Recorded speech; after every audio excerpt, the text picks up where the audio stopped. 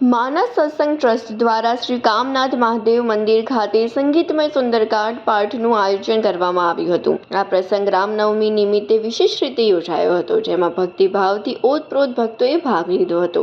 વિશ્વવિખ્યાત સુંદરકાંડ પઠક અને રામકથા વાચક એવા શ્રી ધવલકુમારે તેમના ભાવભાઈ અવાજ અને સંગીતના સમન્વયથી ભક્તજનોને એક અનન્ય આધ્યાત્મિક અનુભૂતિ કરાવી। તેમના મર્મસ્પર્શી પઠન દ્વારા સમગ્ર મંદિર પરિસર ભક્તિમય અને દિવ્ય ઉર્જાથી ગુંજી ઉઠ્યું। મારું નામ શ્રી ધવલકુમાર, સુંદરકાંડ સાધક અને રામકથા વાચક તરીકે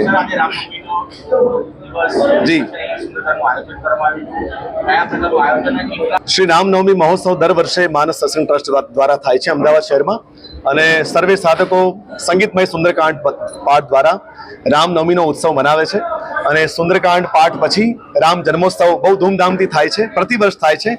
અનેકો ભક્તો અમદાવાદ, વડોદરા, સુરત, ઈડર અને બધાથી ઘણા જગ્યાએથી બધા પાઠમાં આવે છે। સવારથી આજને બધા કાર્યક્રમો છે।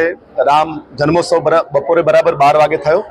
સાંજે પણ અનેક મંડળો આવીને અહીંયા કીર્તન કરશે, ભગવાનના દર્શનનો લાભ લેશે। રામચંદ્રજી અને ભગવાન શ્રી કૃષ્ણ પરમાત્મા એ આપણા સૌનું મૂળ છે। એમ કહું તો કે રામ ને કૃષ્ણ છે તો ભારત છે, એમાં કઈ અતિશયોક્તિ નથી। અને ભગવાન રામચંદ્રજી કેવલ રાવણ વધ માટે આ ધરાધામ પર નથી આવ્યા, પણ આ મૃત્યુલોકના મનુષ્યો માટે ધાર્મિક જીવન જીવવું કેવી રીતે, ધર્મ જીવનનો નિર્વાહ કેવી રીતે કરવો, ચરિત્રની સુંદરતા કેવી હોય, પોતાનું કર્તવ્ય પાલન કેવી રીતે કરી શકાય, આનો બોધ આપવા માટે, આ ચરિત્રનું શિક્ષા આપવા માટે ભગવાન રામચંદ્રજી જે નિર્ગુણ છે સગુણ થયા છે। અને આ એ તિથિ છે રામનવમી કે ભગવાન આ દિવસે ત્રેતાયુગમાં પધાર્યા। અને આપણે સૌ આજે પણ રામચરિત્ર દ્વારા અનેક ભક્તો જે નિરાશામાં હોય, હતાશ થઈ ગયા હોય, એવા લોકો પણ રામચરિત્ર સાંભળીને એનું પઠન પાઠન ચિંતન મનન કરીને આજે પણ નવી પ્રેરણા પ્રાપ્ત કરી રહ્યા છે। માનસ સત્સંગ ટ્રસ્ટ અમદાવાદ દ્વારા ભવ્યાતિ ભવ્ય રીતે સુંદરકાંડ મહાપાઠ થાય છે। 2013 થી 2018 હનુમાન જન્મોત્સવ સિડની ઓસ્ટ્રેલિયામાં થયા, પણ 2018ની એ હનુમાન જન્મોત્સવ ભીતરથી એવી રામજી પ્રેરણા કરી કે હવે જન્મોત્સવ હનુમત પ્રાકટ્ય મહોત્સવ થાય તો ગુજરાતમાં થાય અને વિશેષ કરી અમદાવાદમાં થાય।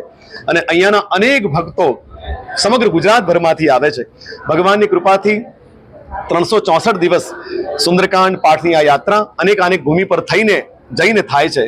પણ આ દિવસ ચૈત્રની એવી ઈચ્છા હોય છે કે આ દિવસે બધા જ અમદાવાદ શહેરમાં પધારે, સુંદરકાંડ મહાપાઠની આ ઉપાસના કરે અને બધા જ મહાઆરતી અને ભોજન પ્રસાદ મહાપ્રસાદનો લાભ લે, એવી આ એક સૂક્ષ્મ ભાવના છે અને પ્રતિવર્ષ થાય છે।